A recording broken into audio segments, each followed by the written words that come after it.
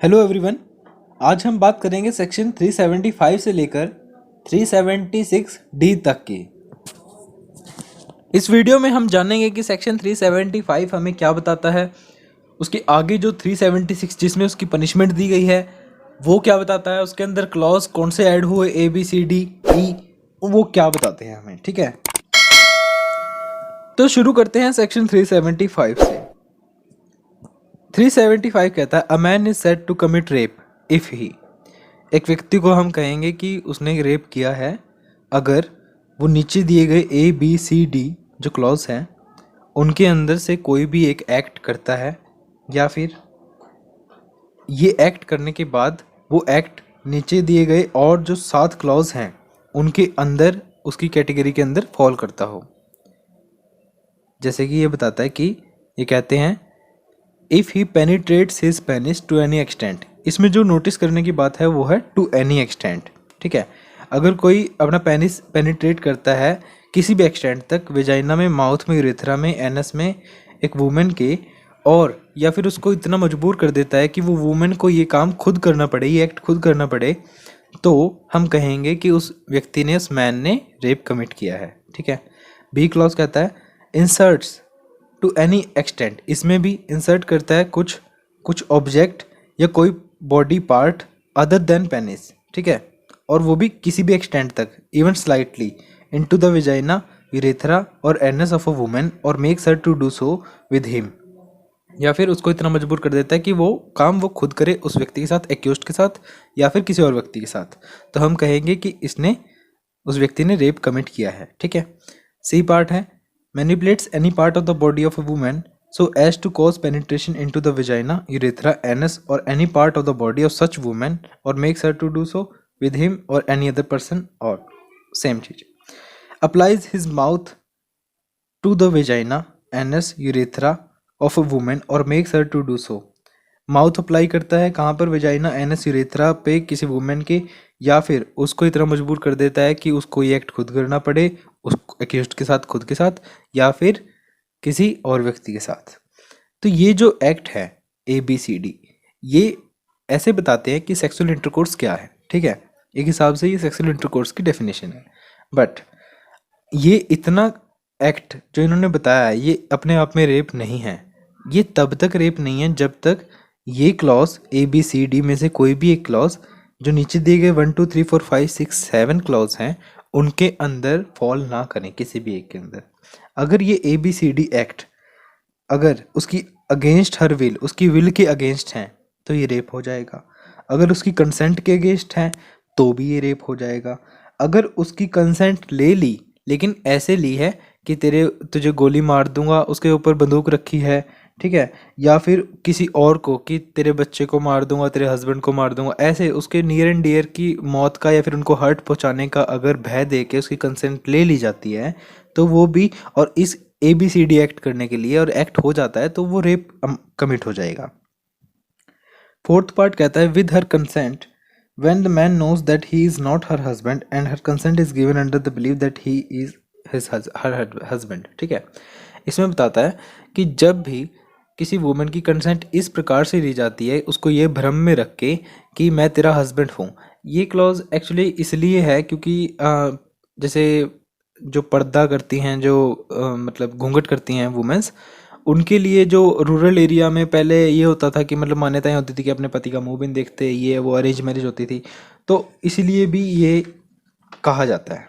ठीक है, अब हम बात करते हैं फिफ्थ क्लॉज की, जो कहता है कि अगर कंसेंट इस तरह से ली गई हो कि वो व्यक्ति जो है, विक्टिम जो है वुमेन, वो अनसाउंड माइंड थी या फिर इंटॉक्सिकेट किया गया था उसको, और उसको नहीं पता कि जो मैंने एक्ट के लिए कंसेंट दी है वो उसका क्या कंसिक्वेंसेस हो सकते हैं, उसका क्या नेचर है।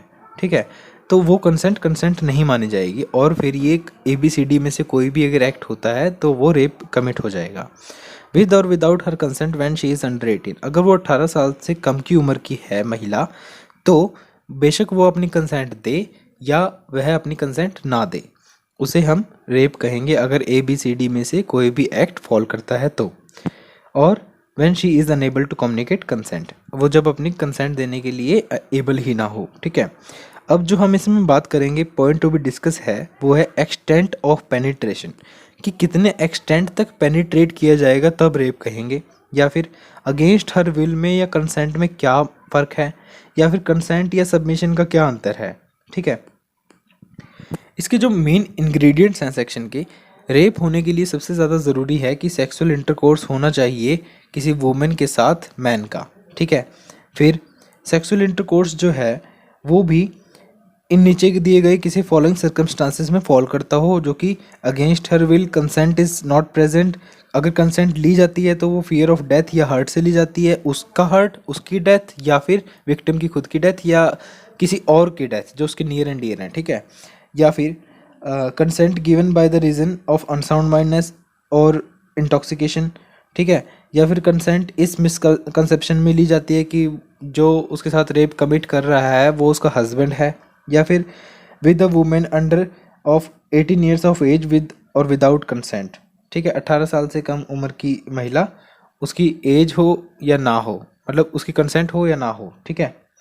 तो ये जो चीज़ें हैं ये हमें बताती हैं कि अगर sexual intercourse in following circumstances में फॉल करता है तो वो रेप कमिट हो जाएगा अपने आप में। इसके अंदर कुछ इंपॉर्टेंट केस लॉ आते हैं जिन्हें हम डिस्कस करेंगे अभी। सबसे पहले केस लॉ आता है Tukaram versus state of Maharashtra 1979 का, जिसे हम मथुराबाई केस नाम से भी जानते हैं। इस केस में क्या हुआ था कि ये 15 साल की एक लड़की थी, वुमेन थी, जो कि जिसको पुलिस ने अरेस्ट किया था, ठीक है। और ये जो है ये केस बेसिकली इस चीज़ पे है, बेस्ड है कस्टोडियल रेप पे, ठीक है। तो कस्टोडियल रेप पे ये केस बेस्ड था। इसमें क्या हुआ, पुलिस मैन जो हैं वो अरेस्ट कर लेते ट्राइबल वुमेन को और फिर वहाँ पे उसको रेप करते हैं। कोर्ट ने ये ऑब्जर्व किया इसके अंदर कि ये जो पैसिव और हेल्पलेस सरेंडर है बॉडी का, ये रेजिग्नेशन है किसको इक्वल टू द डिज़ायर और विल। मतलब कहते हैं कि जो उन्होंने हेल्पलेसली जो उसने सरेंडर कर दिया, जो उस महिला ने सरेंडर कर दिया, वो उसकी विल के अगेंस्ट नहीं है, कोर्ट ने ये कहा। तो इसकी बहुत क्रिटिसिज्म हुआ। एक्चुअली कोर्ट ने इसमें कहा था कि जो महिला है वो हैबिचुअल ऑफेंडर है, क्योंकि उसने शादी से पहले भी सेक्स कर लिया था। तो इसका मतलब ये नहीं है कि मतलब उसको आदी है और उसी ने इंस्टिगेट किया होगा पुलिस वालों को करने के लिए, और उसने अपनी कंसेंट भी दे रखी थी। और सबसे ज़रूरी बात जो थी कि उसका कोई ओपोजिशन नहीं था और उसने कोई अपोज नहीं किया था, और उसकी बॉडी पे कोई फियर नहीं था, उसकी बॉडी पे कोई इंजरी नहीं थी। तो सिर्फ इस बेस पर ये कोर्ट की जजमेंट को हम साइड रख लेते हैं। अब अपना खुद दिमाग लगाते हैं। सिर्फ इस बेस पर कि उसने अपोज नहीं किया, या इस बेस पर कि उसकी बॉडी पे कोई इंजरी नहीं है, हम ये नहीं कह सकते कि उसने अपनी कंसेंट दे दी, ठीक है। और भले ही उसने कंसेंट दे दी हो, वो कंसेंट फ्री नहीं होगी, और फ्री कंसेंट रेप के लिए बहुत ज़्यादा ज़रूरी है। अगर फ्री कंसेंट होती है तो रेप कभी नहीं होता, वो कमिट ही नहीं होता, ठीक है।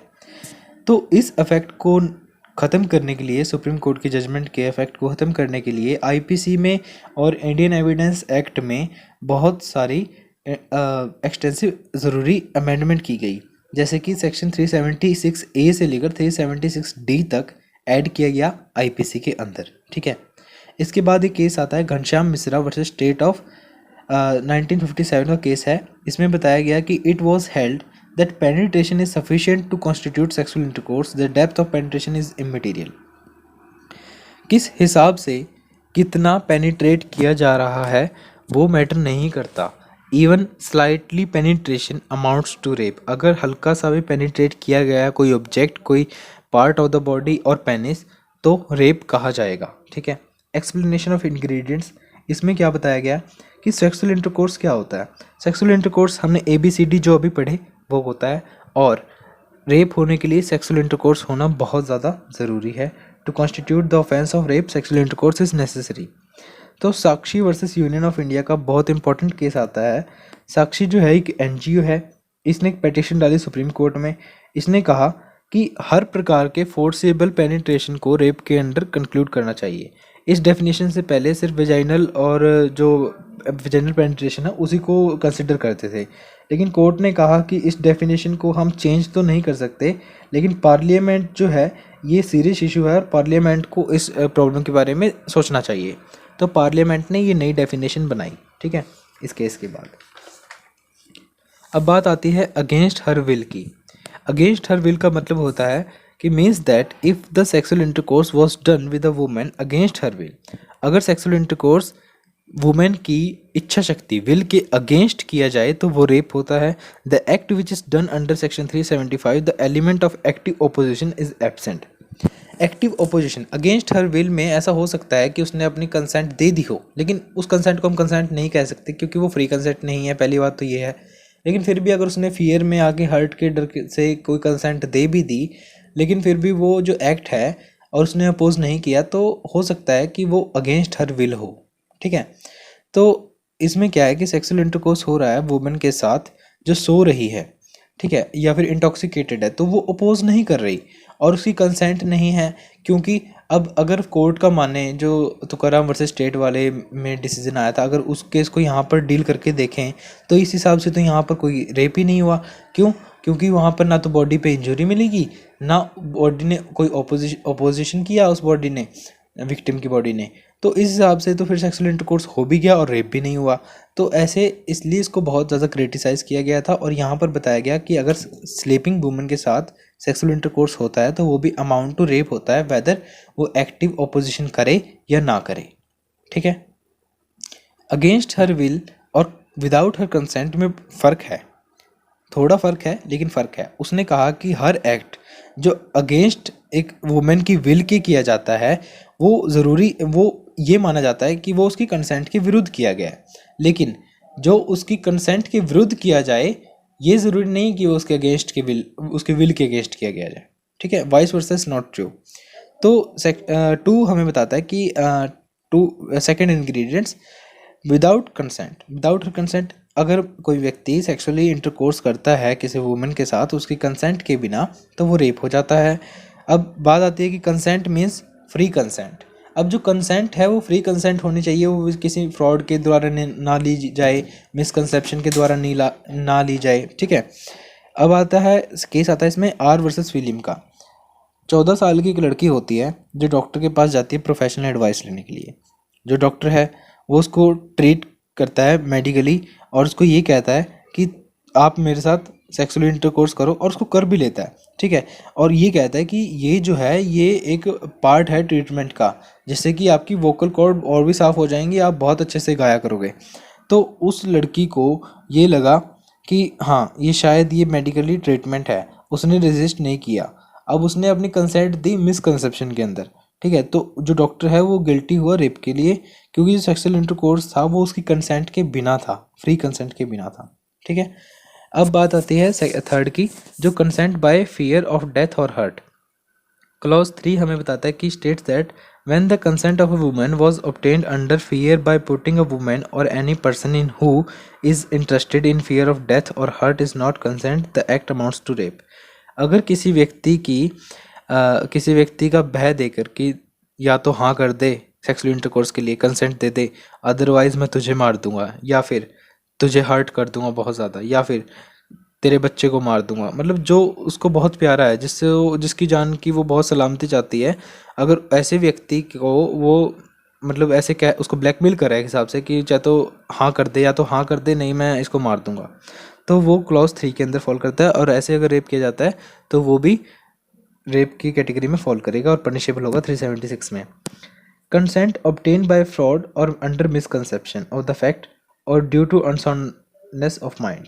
क्लॉज 4 और 5 को यहाँ पर कंबाइन कर दिया है हमने, और जिसमें ये बताता है कि अगर किसी व्यक्ति की, महिला की फ्रॉड से, मिसकंसेप्शन से या फिर उसके अनसाउंडनेस होने से उसकी कंसेंट ले ली जाती है तो वो कंसेंट फ्री कंसेंट नहीं होती है, ठीक है। If a woman consent under the belief that he is her lawfully married husband then such consent is not valid consent. अगर किसी महिला को ये लगता है कि हाँ मेरी शादी इसी से हुई है, इसी व्यक्ति से हुई है, और वो उसको उसके साथ सेक्सुअली इंटरकोर्स करता है और बाद में पता चलता है कि वो जो व्यक्ति है वो उसका हस्बैंड नहीं था, तो ये अमाउंट्स टू रेप हो जाएगा। वेदर उसने कंसेंट तब दी थी लेकिन वो इस फैक्ट पे दी थी कि वो मेरा लॉफुली मैरिड हस्बैंड है, बट वो नहीं था, ठीक है। 5th पॉइंट जो आता है वो आता है consent of women under 18 years. 18 साल से अगर नीचे है कोई महिला तो उसमें महिला की जो सहमति है बेशक हो या ना हो, वो रेप ही गिना जाएगा अगर उसके साथ कोई सेक्सुअल इंटरकोर्स करता है। ठीक है। Sexual intercourse with wife not younger than 18 year is rape. अगर कोई महिला 18 साल से नीचे की है और शादी हो चुकी है, ठीक है, मतलब अगर 18 साल से नीचे है, उसकी कंसेंट हो ना हो, फिर तो देखो जी, फिर तो रेप होगा ही होगा। अगर 18 साल से ऊपर है और उसकी कंसेंट नहीं है और वो मैरिड है और उसका हस्बैंड उसके साथ सेक्सुअल इंटरकोर्स करता है, तो ये रेप नहीं कहलाएगा। ठीक है। यहाँ पर कंसेप्ट आता है मैरिटल रेप का, लेकिन वो अपने इंडिया में ऑफेंस नहीं है। कमेंट करके मुझे बताना कि ये ऑफेंस अगर नहीं है तो क्यों नहीं है, और होना चाहिए तो क्यों होना चाहिए। ठीक है, ज़रूर बताना कमेंट में। और अगर आपको कोई इससे रिलेटेड आर्टिकल मिले तो मुझे डायरेक्ट मैसेज करना, ठीक है, मैरिटल रेप से। तो सेक्सुअल इंटरकोर्स अगर कोई करता है अपनी वाइफ के साथ और वाइफ की उम्र 18 साल से ऊपर है और वो भी उस वुमेन की कंसेंट के बिना किया जाता है, तो वो रेप नहीं कहलाएगा। ये केस जो पहले देखो, पहले इसमें उम्र जो थी वो 15 साल होती थी, फिर इसकी 18 साल कर दी 2017 में independent thoughts versus union of India के केस में। ठीक है, ये होता है 375 सेक्शन कंप्लीट। अब हम बात करते हैं पनिशमेंट फॉर रेप की। तो स्टार्ट करते हैं पनिशमेंट फॉर रेप के साथ। 376 हमें बताता है कि सब सेक्शन क्लॉज 1 जो है 376 का, वो बताता है कि अगर कोई व्यक्ति रेप कमिट करता है तो उसको रिग्रेस इम्प्रिजनमेंट होती है, जो कि 10 साल से कम तो नहीं होगी और एक्सटेंड हो सकती है लाइफ इम्प्रिजनमेंट तक, और उसको फाइन भी होगा, लाइबल फॉर फाइन। ठीक है। सब सेक्शन क्लॉज 2 ये बताता है कि जो पनिशमेंट है, अगर कोई व्यक्ति रेप करता है इन सर्कमस्टांसेस के अंदर, जो अभी सर्कमस्टांस हम डिस्कस करेंगे उनके अंदर अगर कोई रेप करता है तो उसको क्या पनिशमेंट होगी। सबसेक्शन 1 में जो पनिशमेंट है वो अभी की गई है कुछ साल पहले अमेंडमेंट के साथ 10 साल, अदरवाइज पहले वो मिनिमम 7 साल थी। ठीक है। अब जो बात करते हैं सबसेक्शन क्लॉज 2A, इसमें बताता है कि 376 जो है वो पनिश करता है पुलिस ऑफिसर को अगर वो रेप करता है पुलिस स्टेशन की लिमिट्स के अंदर, या फिर परमिसेस ऑफ पुलिस स्टेशन, या फिर वुमेन जो उसकी कस्टडी में है, या फिर उसके सबॉर्डिनेट ऑफिसर की कस्टडी में है, उसके साथ अगर रेप करता है तो वो पनिशेबल होगा 376 क्लॉज 2 क्लॉज ए में। ठीक है। सब सेक्शन 2 क्लॉज बी में क्या बताता है कि punishes public servant in a rape cases. मतलब जो सबसेक्शन 2 क्लॉज बी है वो एक पब्लिक सर्वेंट को पनिश करता है रेप केसेस के लिए, अगर वो रेप कमिट किया गया हो उसकी कस्टडी में या फिर उससे सबॉर्डिनेट सर्वेंट की कस्टडी में। ठीक है। अब बात आती है कि सबसेक्शन 2 क्लॉज सी, अगर आर्म्ड फोर्सेस के मेंबर जो डिप्लॉय किए गए हैं सेंट्रल गवर्नमेंट या स्टेट गवर्नमेंट के थ्रू, उनके द्वारा किए गए हैं डिप्लॉयड, अगर वो किसी महिला का रेप कमिट कर देते हैं तो वो भी इसके अंदर फॉल करेगा। सबसेक्शन 2 क्लॉज डी, अगर कोई व्यक्ति punishes a man who is in management, जो मैनेजमेंट में है या फिर स्टाफ ऑफ जेल में है, जेल के स्टाफ में है, या फिर रिमांड होम में है, या फिर ऐसा कोई प्लेस जहाँ पर कस्टडी में होते हैं, किसी लॉ के अंडर किसी की कस्टडी दी जाती है वहाँ पर, और वहाँ पर वो रेप कमिट करता है, तो उस मैनेजमेंट के अंदर या फिर वुमेंस और चिल्ड्रंस इंस्टीट्यूशन उनके अंदर अगर वो व्यक्ति वहाँ पर इन पोस्ट पर है, इसके अंदर कुछ फॉल करता है, स्टाफ में है, और फिर रेप कमिट करता है, तो वो पनिशेबल होगा सबसेक्शन 2D में। ठीक है। सबसेक्शन 2 क्लॉज ई में क्या बताता है, punishes rape by a man who is on the management और on the staff of a hospital and rape is committed in the hospital. अगर वो व्यक्ति मैनेजमेंट में है या स्टाफ में है हॉस्पिटल के, ठीक है, और वो जो रेप है वो हॉस्पिटल के अंदर ही कमिट किया जा रहा है। ठीक है। Section 2 clause F, sub section 2 clause F, अगर कोई रेप कोई रिलेटिव करता है, गार्जियन करता है, या टीचर करता है, उस महिला का कोई टीचर करता है, तो ये यहाँ पे पनिशेबल है। ठीक है। ये सब इसके अंदर फॉल कर रहे हैं, ये कैटेगरीज बता रहे हैं। सब सेक्शन 2 क्लॉज जी में बताता है कि अगर कोई व्यक्ति रेप कमिट कर रहा है कम्युनल या सेक्रेटेरियन वायलेंस के थ्रू, ठीक है, कोई वॉयलेंस हो रहा है, कम्युनल या सेक्रेटेरियन वॉयलेंस हो रहा है और उसके अंदर कोई व्यक्ति महिला का रेप कमिट कर रहा है, तो वो सेक्शन 2G में फॉल करता है। सब सेक्शन 2 क्लॉज F जो है वो एक व्यक्ति को पनिश करता है अगर वो किसी प्रेग्नेंट वुमेन का रेप करता है, ठीक है। सब सेक्शन 2 क्लॉज J है वो रेप के लिए पनिश करता है अगर वो महिला इनकेपेबल थी अपनी कंसेंट देने के लिए और उसके साथ वो रेप कर लेता है, ठीक है। सब सेक्शन 2 क्लॉज K कहता है कि अगर वो व्यक्ति जो रेप कर रहा है वो ऐसी पोजीशन में है, डोमिनेंस पोजीशन में है वुमेन पे, जैसे कोई वुमेन का बॉस हो गया, ठीक है, तो डोमिनेंस पोजीशन में है, कोई गुरु हो गया, ऐसे। Sub section 2 clause L rape of a woman suffering mental और फिजिकल डिसेबिलिटी, कोई ऐसी महिला जो मेंटल या फिजिकली डिसेबल है उसके साथ कोई रेप करता है जबरन, ठीक है। सब सेक्शन 2 क्लॉज M अगर कोई रेप कर रहा है और ग्रीवियस बॉडी इंजरी दे रहा है या फिर उसको डिसफिगर मतलब कोई हड्डी हुड्डी तोड़ रहा है, उसकी टूट जाती है, या फिर उसकी लाइफ को एंडेंजर कर रहा है, खतरे में डाल रहा है, तो उसके लिए यहाँ पर पनिशमेंट बताई गई है। सब सेक्शन 2 क्लॉज N में बताया गया है कि अगर वो व्यक्ति रिपीटेडली कमिट्स करता है रेप को, बार बार उसका काम ही ये हैबिचुअल ऑफेंडर है रेप का, तो इन सभी को जो कैटेगरीज हमने डिस्कस की हैं सबसेक्शन 2 क्लॉज A से लेकर सबसेक्शन 2 क्लॉज N तक, ये सभी rigorous imprisonment not less than 10 years और जो एक्सटेंड हो सकती है लाइफ इम्प्रिजनमेंट तक, और ये जो लाइफ इम्प्रिजनमेंट का मतलब है, मतलब उनकी जो नेचुरल लाइफ है वो सारी जेल के अंदर बीतेगी, प्लस उनको फाइन भी होगा। ये था पनिशमेंट फॉर रेप, ठीक है। अब इसमें एक्सप्लेनेशन दी गई है कि आर्म्ड फोर्सेस हम किसे कहेंगे, naval, military and air force, paramilitary and axillary forces के जो मेंबर्स होते हैं उन्हें हम आर्म्ड फोर्सेस के मेंबर गिनते हैं। और जो हॉस्पिटल है, हॉस्पिटल मतलब जहाँ पर ट्रीटमेंट होता है पर्सन का, जब उनको कोई मेडिकल अटेंशन की या फिर रिहेबिलिटेशन की ज़रूरत होती है तब, तो उस सेंटर को हम हॉस्पिटल कहते हैं। पुलिस ऑफिसर कौन है, पुलिस ऑफिसर पुलिस एक्ट 1861 के अंदर जो पुलिस वर्ड है वो सभी पुलिस ऑफिसर्स को इंक्लूड करता है, ठीक है। वुमेंस और चिल्ड्रंस इंस्टीट्यूशन का मतलब होता है कि वेदर कोई ऑर्फन भी हो सकता है, कोई होम हो सकता है किसके लिए जो वुमेंस नेग्लेक्ट किए गए हैं बच्चों के द्वारा, या फिर विडोज़ होम भी हो सकते हैं, ठीक है। सेक्शन 376 क्लॉज 3 जो है, अब देखो एक बात हम फिर से नोटिस करते हैं कि यहाँ पर हमने H के बाद सीधा J बोला, I तो बोला ही नहीं। जो I था उसको ओमिट कर दिया गया था यहाँ से और उसको क्लॉज 3 बना दिया अलग से। उसके लिए ये है कि अगर कोई व्यक्ति 16 साल से कम उम्र की महिला का रेप करता है तो उसको रिगरस इम्प्रिजनमेंट होती है, जो कि 20 साल से कम नहीं होगी और इम्प्रिजनमेंट फॉर लाइफ हो सकती है, which means for its natural life, और उसको लाइबल होगा वो फाइन के लिए, ठीक है। अब बात करेंगे सेक्शन 376A से लेकर 376D तक की।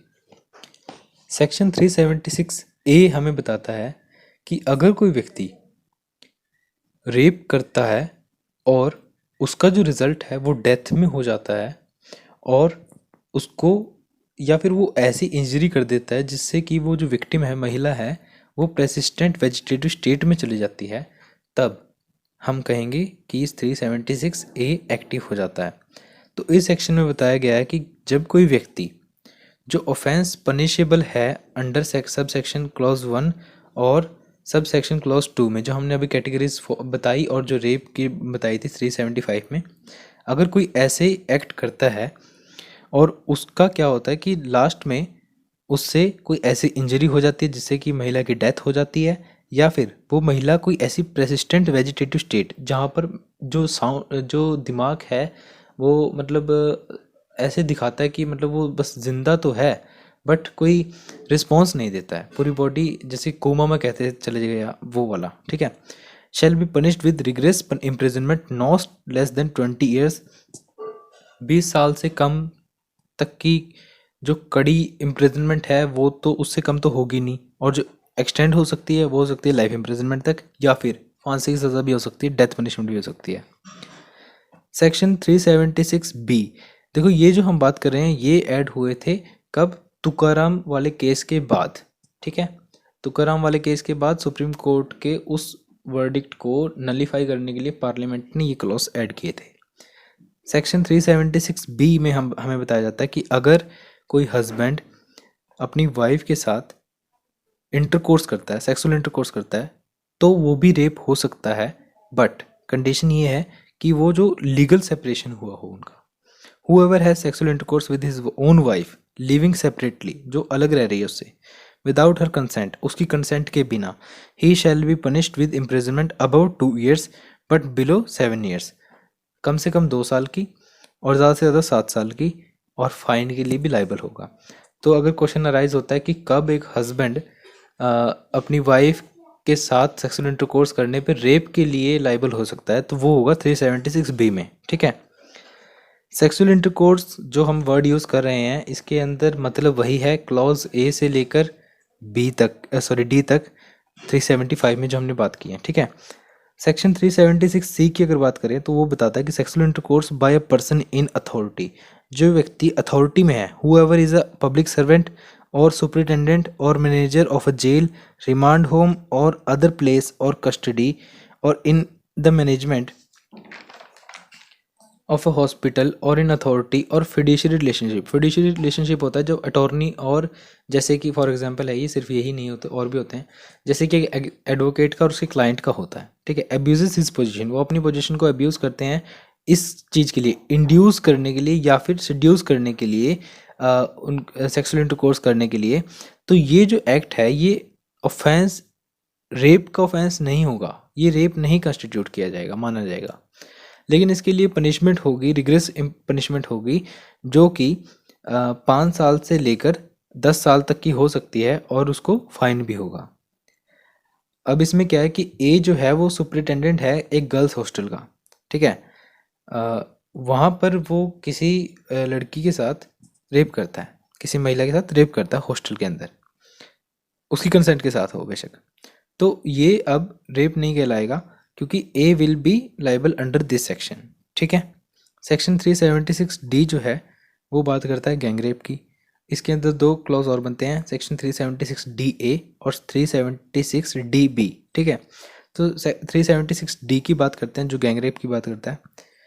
Where a woman is raped by 1 और more person in a group, जहाँ एक महिला या एक से अधिक ग्रुप बनाकर, व्यक्तियों का ग्रुप बनाकर, कॉमन इंटेंशन होता है, सबका कॉमन इंटेंशन होता है, वेदर किसी एक ने रेप कमिट किया हो, लेकिन अगर वो ग्रुप में है तो सब लाइबल हो जाते हैं। ठीक है, common intention, section 34 of Indian penal code.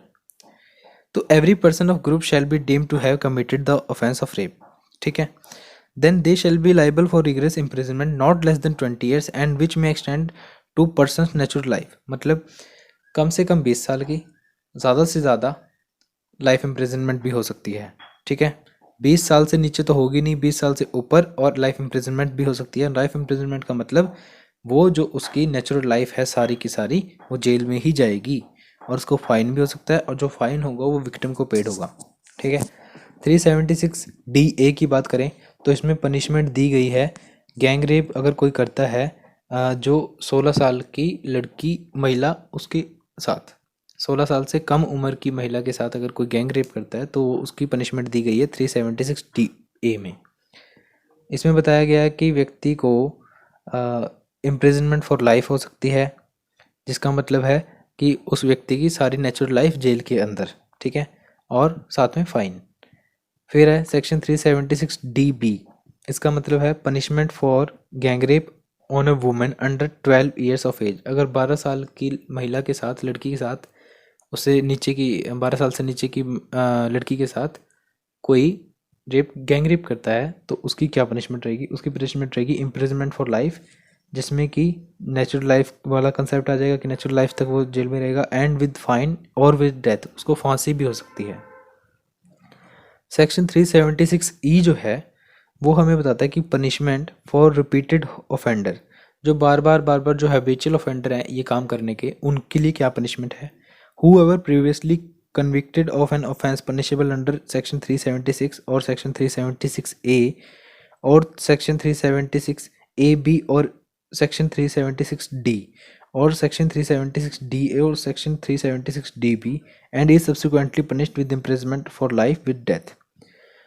Above mention ये जो सेक्शन हमें अभी बताए कि अगर वो 376 में पनिशेबल है, 376 ए में है, या 376 ए बी में है, या 376 डी में है, या 376 डी में है, डी ए में है, या फिर 376 डी बी में है, अगर इनमें कोई व्यक्ति बार बार सब्सिक्वेंटली पनिशेबल है, कन्विक्टेड हो रहा है, तो उसको जो पनिशमेंट होगी वो होगी इम्प्रिजनमेंट फॉर लाइफ होगी, या फिर उसको डेथ पनिशमेंट दे दी जाएगी, उसको फांसी भी हो सकती है। तो इसी के साथ हमारा जो टॉपिक है वो कंप्लीट होता है रेप का। अब नेक्स्ट हम बात करेंगे सेक्शन 377 अननेचुरल ऑफेंसेस की। ठीक है, तो शुरू करते हैं 377 अननेचुरल ऑफेंसेस के साथ। Whoever voluntarily has carnal intercourse against the order of nature with any man, woman, or animal shall be punished with imprisonment for life, or with imprisonment of either description of a term which may extend to 10 years and shall also be liable to fine. Section 377 controversial सा section है। ये काफ़ी बार check किया जाता है कि ये constitution के साथ वैलिड है भी है या फिर उसके अगेंस्ट तो नहीं है, उसके साथ स्ट्रक तो नहीं करता है कहीं पे। ठीक है, तो इसको समझने के लिए पहले हम इसका इंटरप्रिटेशन करते हैं। ये कहता है कि अगर कोई वॉलंटरली कार्नल इंटरकोर्स करता है नेचर के ऑर्डर के अगेंस्ट, नेचर का ऑर्डर मतलब अगर एक वुमेन कंसेंट के साथ अगर कोई मैन कंसेंट के साथ वुमेन के साथ सेक्सुअल इंटरकोर्स कर रहा है तो ये नेचर के अगेंस्ट नहीं है।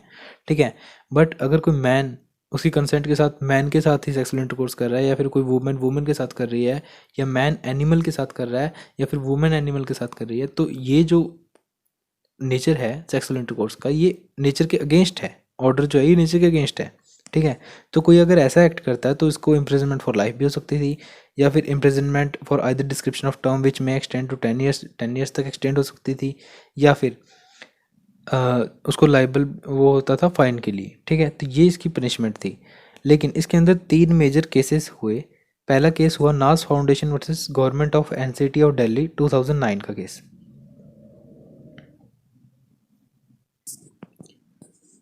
तो इसके अंदर 3 मेजर केसेस आते हैं। नाज foundation versus government of NCT of Delhi 2009 का केस आता है। इस केस में क्या हुआ, नाज फाउंडेशन एक नॉन गवर्नमेंटल ऑर्गेनाइजेशन है, एनजीओ है, जो पिटीशन फाइल करती है। उसमें बताया जाता है कि दिल्ली कोर्ट में। ठीक है, तो क्या होता है कि सेक्शन 377 को वॉयलेटिव ऑफ आर्टिकल 14, 15 एंड 21 बताया जाता है, जो कि हमारे फंडामेंटल राइट्स हैं। 14 इसलिए क्योंकि इसके अंदर सिर्फ मैन और वुमेन की बात की गई, ट्रांसजेंडर की कहीं बात नहीं की गई। तो मतलब 15 में वो कहते हैं कि डिस्क्रिमिनेशन नहीं किया जा सकता होमोसेक्सुअल के बेस्ड पर।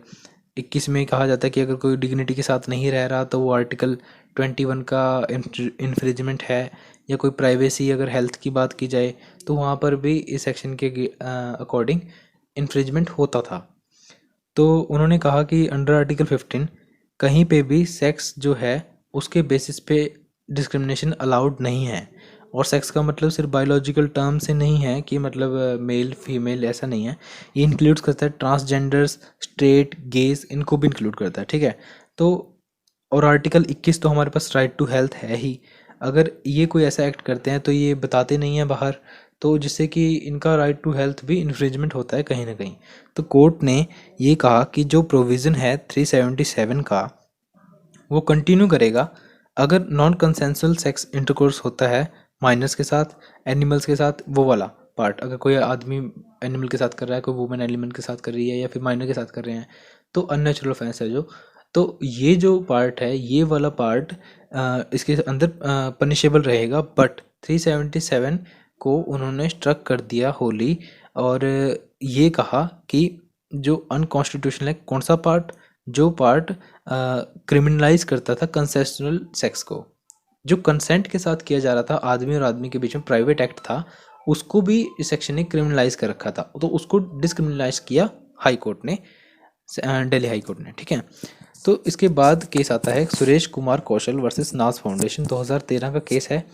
इस केस ने सारे तख्ते पलट दिए। सुप्रीम कोर्ट ने दिल्ली हाई कोर्ट के ऑर्डर को स्ट्रक कर दिया, ओवरटर्न कर दिया, और कहा कि फिर से इस सेक्शन को फिर से होली पूरे कंप्लीट इस सेक्शन को क्रिमिनलाइज कर दिया। तो उन्होंने कहा कि इसके अंदर जुडिशियल इंटरवेंशन की तो ज़रूरत है नहीं। अगर पार्लियामेंट को हम तो कोई कुछ कहने वाले हैं नहीं इसके अंदर, अगर पार्लियामेंट को लगता है तो वो इसके ऊपर डिबेट करे और इसके अंदर चेंज करे, हमें कोई दिक्कत नहीं है। ठीक है, तो ऐसा होने के बाद नवतेज सिंह जौहर वर्सेस यूनियन ऑफ इंडिया का केस आया 2018 में, जिसमें उन्होंने बताया कि इन दिस केस जो कोर्ट है उसने क्या किया, अब सुरेश कुमार कौशल वर्सेस नार्स फाउंडेशन का जो केस था उसके जजमेंट को ओवरटर्न कर दिया सुप्रीम कोर्ट ने। और नाज फाउंडेशन में क्या कहा कि सॉरी नाज फाउंडेशन नहीं, नवतेज सिंह जौहर वर्सेस यूनियन ऑफ इंडिया में उन्होंने कहा कि ये जो सेक्शन है ये अनकॉन्स्टिट्यूशनल है। जो पार्ट इसका क्रिमिनलाइज करता है sexual intercourse, consensual sexual intercourse between man and man in a private room, तो उस पार्ट को इन्होंने डिसक्रिमिनलाइज कर दिया। आदमी आदमी के साथ कर रहा है, प्राइवेट एक्ट किसी प्राइवेट सेक्सुअल इंटरकोर्स कर रहा है, कोई दिक्कत नहीं है कोर्ट को। ठीक है, वो अपनी प्राइवेसी है, उनके पास राइट टू प्राइवेसी, आर्टिकल 21, कोई दिक्कत नहीं है। और जो उन्होंने कहा कि महिला महिला के साथ कर रही है तो उसमें भी कोई दिक्कत नहीं है उनको।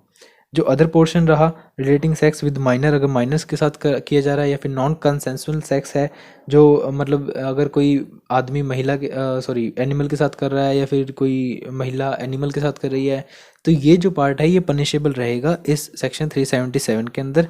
लेकिन जो बाकी का पार्ट है कि अगर आदमी आदमी के साथ कर रहा है और औरत औरत के साथ कर रही है, मतलब गे कर रहे हैं सेक्स या फिर लेस्बियन कर रहे हैं, तो इसके अंदर फिर हम नहीं कहेंगे कि ये पनिशेबल है। इसके बाद जो कंसेप्ट आया वो आया क्रिमिनल लॉ अमेंडमेंट बिल 2019। इसमें इन्होंने एम किया कि जो जेंडर न्यूट्रल बनाया जाए। जो रेप की डेफिनेशन है उसके अंदर आपने देखा हो कि सिर्फ और सिर्फ वुमेन ही विक्टिम बनाई गई है ना। तो अब देखो जैसे अगर ये ट्रांसजेंडर का ये इन्होंने अलाउ कर दिया मैन वाला, ठीक है, ये पोर्शन मैन वाला अप्लाई कर दिया, तो इसके अंदर हो सकता है कि इसके अंदर भी रेप केसेस आएँ। तो इसकी डेफिनेशन को थोड़ा वाइडर करना चाहिए था, लेकिन इन्होंने नहीं किया। इसने एम किया इसके, ठीक है, कि भाई जो जेंडर न्यूट्रल है उसको बनाया जाए, क्योंकि अब उसके अंदर विक्टिम सिर्फ महिला नहीं है, मैन भी हो सकता है और ट्रांसजेंडर भी हो सकते हैं, गे भी हो सकते हैं, कोई भी हो सकता है। उन्होंने बताया कि उन्होंने को होमोसेक्सुअल को रिकॉग्नाइज़ किया और ट्रांसजेंडर कम्युनिटी को कि ये भी विक्टिम हो सकते हैं रेप के। ठीक है, और पार्लियामेंट ने एक पास भी किया एक bill, the transgender person protection of right bill 2019 का। ठीक है, तो इसी के साथ हमने कंप्लीट किया है आज 375, 376, 376 के पार्ट्स, 377 अननेचुरल ऑफेंसेस। अगर आपको वीडियो अच्छा लगता है, कुछ समझ आता है, कंसेप्ट क्लियर होता है, तो लाइक करें, शेयर करें, कमेंट करें और सब्सक्राइब करें अगर आप पहली बार चैनल पर आए हों। ठीक है, थैंक यू गाइस। आप अगर सब्सक्राइब करते हो, लाइक करते हो तो मुझे बहुत मोटिवेशन मिलता है। कोई डाउट रहता है तो लास्ट में कमेंट में करके बताओ। ठीक है,